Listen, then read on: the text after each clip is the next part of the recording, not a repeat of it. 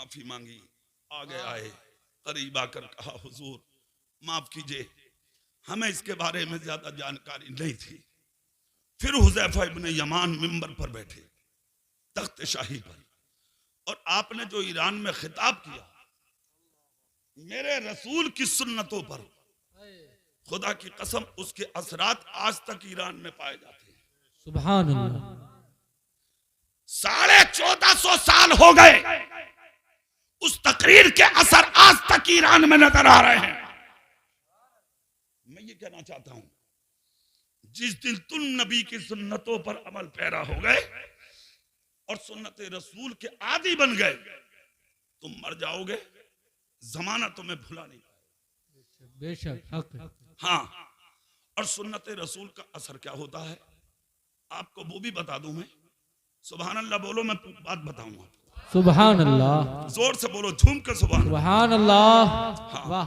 एक नबी की सुन्नत आदमी को इतना ऊंचा कर देती है, इतना ऊंचा कर देती है, खुदा की कसम के जमाना उसे फिर नीचा नहीं कर पाता। हाँ, खालिद इब्ने वलीद का नाम तो सुनते हैं ना, सुभान अल्लाह, उनके नाम पर कह दो। खालिद इब्ने वलीद इतने बड़े आशिक थे मेरे रसूल के कि उन्होंने मेरे रसूल सल्लल्लाहु अलैहि वसल्लम का मुंह मुबारक पाया था। उसकी इज्जत और तकरीम का हाल यह था कि उसे कभी सीने से जुदा नहीं किया और किसी मोड़ पर नाकाम ना हुए। हजारों तलवारें इन्हें कत्ल करने के लिए मैदान में रहती थी, मगर फिर भी अकेले निकल जाते थे। एक मर्तबा मदीने में एक शख्स ने कहा, खालिद आज के बाद तुम अकेले मत निकलना, हमने तुम्हारे खिलाफ तुम्हारे कत्ल का मंसूबा बनाते कुछ लोगों को देखा है। अब खालिद इब्ने वलीद का जवाब देखो, अल्लाह अल्लाह। खालिद इब्ने वलीद बोले, किसी तलवार में है दम जो मुझे कत्ल कर दे? कहा मतलब? बोले मैंने, मेरे नबी ने मुझे जो जिम्मेदारियों का सेहरा दिया है, जब तक उन जिम्मेदारियों को निभाना दूं मुझे मौत नहीं आएगी। वाह वाह। कहा इसका मतलब क्या है? खालिद इब्ने वलीद बोले, मेरी माँ ने मेरा नाम खालिद इब्ने वलीद रखा है और मेरे नबी ने मेरा नाम अल्लाह की तलवार रखा है, और तलवार का जो काम है वो दुनिया जानती है। खुदा की कसम, जिस तरीके और जिस तादाद के बारे में इस्लाम की यानी कामयाबी का सेहरा जो नबी पाक ने इनके सर से बांधा था, जिस दिन वो मुकम्मल हुआ उस दिन खालिद इब्ने वलीद ने वसीयत फरमाई, आज मेरे दिन मुकम्मल हो चुके। यार कैसे लोग थे ये, कैसे लोग थे ये कि मुंह तोड़ जवाब देते थे और अल्लाह की जात पर भरोसा किए हुए थे। जमाने हो गए, आज तक लोग उन्हें भूले नहीं है, आज तक भी नहीं भूले हैं, है ना? और आपका हाल क्या है? इधर दफन हुआ, इधर बिरयानी चल रही है घर में, जवान मौत हो गई, जर्दे चल रहे, तीजा हुआ, तुम्हारे चने 3-3 दिन रख रख के लोग खा रहे हैं, 3-3 दिन, सारे काम खत्म, सब खत्म। जवान मरा, बच्चा इकलौता, दो जैसे भी था, 2-3 दिन में बात खत्म हो गई। यहाँ 1500 साल हो गए, आज तक बात खत्म नहीं हो रही। 1500 साल हो गए, आज तक लोग उन्हें नहीं भूले। क्या काम था भाई उनका? सुन्नत रसूल पर अमल किया था। सुन्नत उस अजीम चीज का नाम है, अगर तुमने मजबूती के साथ पकड़ लिया, खुदा की कसम ये सुन्नत दुनिया में बुलंद कर देगी, कब्र में उजाला कर देगी, मैदान महशर में मुस्तफा की शफाअत दिला देगी।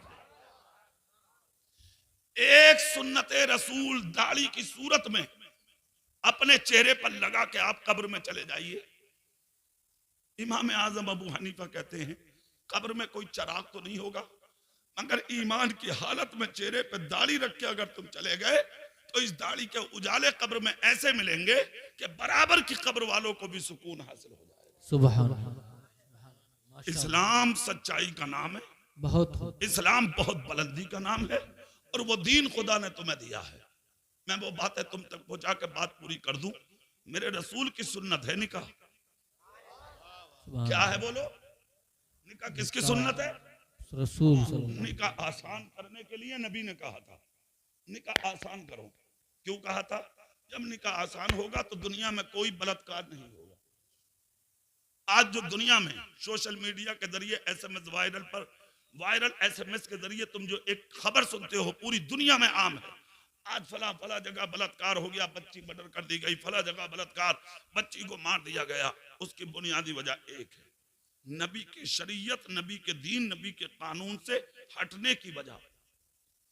नबी ने कहा निकाह वक्त पर करो, बेटी बालिग हो जाए निकाह में जल्दी करो, बेटा बालिग हो जाए निकाह में जल्दी करो, और निकाह आसान करो। कितने आसान थे निकाह? मस्जिदों में होते थे उस जमाने में, आज दौर बदल गया, गेस्ट हाउस में हो रहे हैं निकाह, होटलों में हो रहे हैं निकाह। पहले मस्जिदों में होते थे, आज 600 1,000 लोग जा रहे हैं। पहले 7 4 3 लोग निकाह में जाते थे, निकाह हो जाता था, इधर दुल्हन घर में आती थी, इधर घर जन्नत बन जाता था। इधर दुल्हन घर में उतरी, मुसल्ला निकालती थी, पहले नमाज पढ़ती थी, खुदा के शुक्रिया के सजदे करते थे, हाथ उठा के दुआ करती थी। जिस घर में दुल्हन आकर नफल पढ़ ले, कुरान पढ़ ले, और फिर दुल्हन बनी हाथ उठा के रो के दुआ कर दे, क्या उसके घर की बरकतें कभी खत्म हो सकती है? आज फुर्सत है कि कोई दुल्हन नमाज पढ़ ले? पढ़ेगी तो जब जब वुजू करके वहां से बैठी हो, मुंह पर क्रीम इतनी भरी पड़ी है वो वुजू ही ना होगा। जब तक खुर्ची ना जाओ सही करके, छूट रही है क्या वो? इस हालत में चेहरे का वुजू तेरा मुकम्मल होगा ही नहीं। जिस्म तक पानी पहुंचेगा कहां? फिर वुजू नहीं, जब वुजू नहीं तो नफल नहीं, कुरान नहीं, दुआ नहीं, क्या मतलब? इस्लाम का शिरादा बखेर दिया तुमने। मैं तो कहता हूं मेकअप करना चाहिए। अपने दूल्हा से मिलने जा रही है, शोहर से मिलने जा रही है, मगर कितना अच्छा होता वुजू करके मेकअप करती, ताकि सारा रास्ता दरूद पाक पढ़ती, कलमा पाक पढ़ती, नाते नबी पढ़ती और दुआ करती जाती, मौला आज तक अपने माँ और बाप की गोद में थी, आज शोहर की तरफ जा रही हूँ, मेरा सफर भी आसान कर दे, जिंदगी भी आसान कर दे। खुदा की कसम लौट के बाप के घर में बाद में आती, पहले तेरी जिंदगी का इलाज हो जाता। मगर ना, दुल्हन घर में आया करे तो इस तरह उसको डोली से उतारो कि कुरान की तिलावत हो, नाते मुस्तफा हो। यहां तो उतारते ही फोटो खींच रहे हैं पहले, और तो और बुढ़िया भी खिंचवा रही है। हाँ, कंधे पे मुंह रख के खिंचवा रही है वो भी, बुढ़िया मेरे भी खींच दो। हालांकि उसको चाहिए था, खबरदार मेरे बेटे की बहू आई है घर में, बुढ़िया उसके सर पे हाथ रख के दुआ करती, मौला मेरे बेटे और मेरी इस दुल्हन की जिंदगी में बरकत दे, और इस दुल्हन की बरकत से मेरे घर को जन्नत बना दे। पता नहीं कौन सा जुमला कबूल हो जाए। नहीं है ये चीजें? खुदारा इन तमाम चीजों से अपने घरों को महफूज रखो और मुस्तफा की शरीयत और कानून को अपने घरों में लागू करो। और जिस दिन सुन्नते रसूल पर तुम अमल पैरा हो गए, खुदा की कसम बुलंद हो जाओगे, ऊंचे हो जाओगे, तुम बड़े हो जाओगे। आदाए रसूल पर अमल करोगे तो जो दुल्हने घर में आएंगी वो अपने शोहरों का एहतराम भी करेंगी, समझेंगी शोहर हमारा हाकिम है। जैसे कुरान ने कहा है ना, अर्रिजालु कव्वामूना अलन निसा, बेशक मर्द औरतों के हाकिम है और हाकिम ही होते हैं मर्द। ये सारी चीजें औरतें समझेंगी, समझ रहे? अगर आप चाहते हैं आने वाली दुल्हन हमारी कदर करे, हमें समझे, हमारे घर का एहतराम करे, तो आप भी शादी को सुन्नत रसूल पर अमल करके गुजारें। और जब सुन्नत रसूल पर आप अमल कर लेंगे तो आपको क्या मिलेगा? आप जुमले ये वाले सुन लें, जरा सुभान अल्लाह जोर से बोल दें। हुदैफा इब्न यमान बोले कि ये गवर्नरी तुम्हें मुबारक और मेरे रसूल की सुन्नत मुझे मुबारक। अरे मियाँ लोगों ने माफी मांगी, माफ कीजिए हुजूर हमें मालूम नहीं था, आपने खिताब किया, हुकूमत चली। उसके बाद जिंदगी के जब आखिरी अय्याम आए, बिस्तरे अलालत पड़ते हुदैफा इब्न यमान, तो उस दौर के नब्बाज हकीम बुलाए गए, जिन्होंने आपकी नब्ज पकड़ी। तो आपके मुशीरों से, आपके जानिसारों से कहा, भाई इधर आओ, परहेज तोड़ दो, जो चाहो खिलाओ, जो मांगे दो, जिस चीज को इस्तेमाल करें करने दो, और अगर हो सके तो कलम दे दो इनके हाथ में और इनसे वसीयत लिखवा लो। बोले क्यों? बोले ये अब बचेंगे नहीं। ये खबर जब हुज़ैफा इब्ने यमान को मिली, कहा हुजूर कोई वसीयत कर दें या कोई नसीहत, जो चाहें। हुज़ैफा इब्ने यमान बोले, अभी नसीहत करूंगा, वसीयत क्यों करूंगा? बोले क्यों? बोले वसीयत वो करता जो मरे, मैं नसीहत करूंगा। कहा हुजूर हकीम ऐसे ऐसे बोल रहे हैं। कहा बोल रहे होंगे वो अपना इलाज कराएं, मैं मरूंगा नहीं अभी। आपने नसीहत फरमाई और उसके बाद ईरान वालों से कहा खुदा हाफिज, मैं मदीना जाना चाहता हूं। बोले क्यों? बोले बीमार कितना ही हूं, मगर मौत ईरान में नहीं मदीने में आएगी।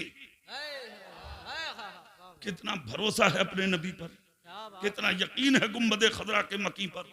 खामोश रहो सब, मौत मदीने में आएगी। क्या कहना चाह रहे हैं आप बिस्तर से कदम नहीं उठा सकते, इधर उधर नहीं जा सकते।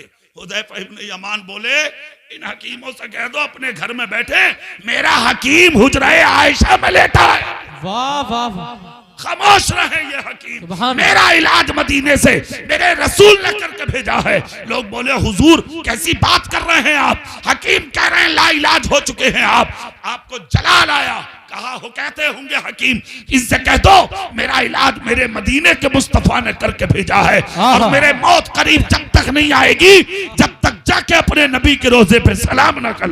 वाह वाह, अरे मियाँ ऊंट मंगाए गए, साथी बुलाए गए, सुभान काफिला रवाना हुआ, मदीने में आए, रसूल पाक के मज़ार पर हाजिरी दी। उसके बाद हुज़ैफा इब्ने यमान का विसाल हुआ, और जब बिस्तर मौत पर आए तो मुस्कुरा कर कहा, ये शान है देख लो मदीने वालों मेरे रसूल की। सुभान अल्लाह नहीं बोल रहे? मौत आई है मगर मदीने में आई है, दफन होने जमीन मिली है मगर मेरे रसूल के मदीने में मिली है।